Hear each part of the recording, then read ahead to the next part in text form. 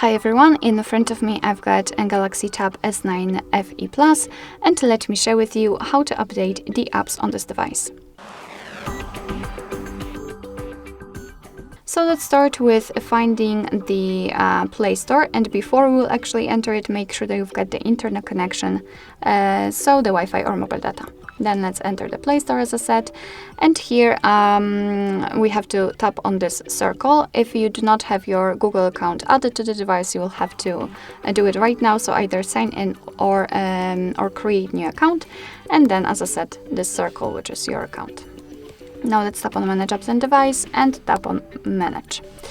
And right here we've got the list of all installed apps, so simply tap on Updates Available so we can check which one we can update.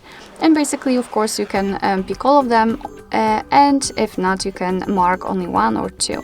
So I will pick Google Chrome and maybe Google Maps. I want to update them. And after marking, simply tap on this update icon in the right upper corner. And as you can see, from now on your device will download the update, and after that they will be automatically installed and applied, so you do not have to do anything more, just wait patiently. Alright, so that will be all. Thank you so much for watching. I hope that this video was helpful, and if it was, please hit the subscribe button and leave the thumbs up.